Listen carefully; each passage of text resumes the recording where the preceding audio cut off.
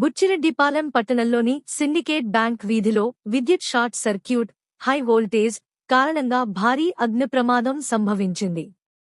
స్థానిక బాధితురాలు లక్ష్మమ్మకు చెందిన పూరిల్లు పూర్తిగా దహనమవ్వడంతో ఇంట్లోని గృహోపకరణాలు, ఎలక్ట్రానిక్ వస్తువులతో పాటు దాచుకున్న 10,000 నగదు అగ్నికి ఆహుతయ్యాయి. ప్రమాదాన్ని గమనించిన స్థానిక యువకులు వెంటనే స్పందించగా, సమాచారం అందుకున్న అగ్నిమాపక సిబ్బంది ఘటనా స్థలానికి చేరుకుని మంటలను అదుపులోకి తెచ్చారు.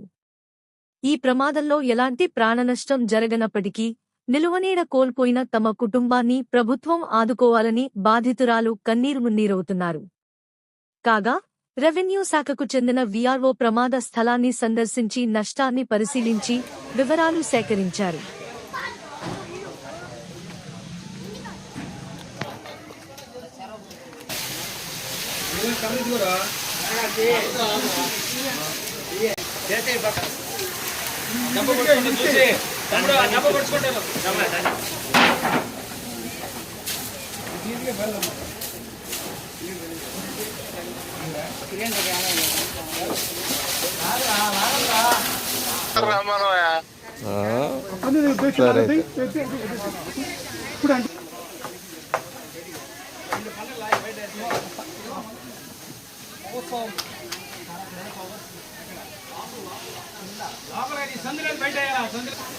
ఇది ఒక్కనే లావనా సందులో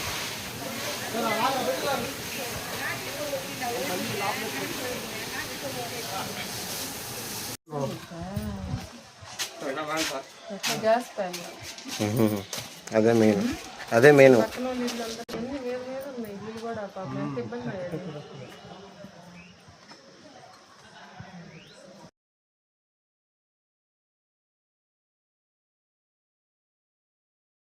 నీ పేరు చెప్పు. అనపరెడ్డి లక్ష్మమ్మ.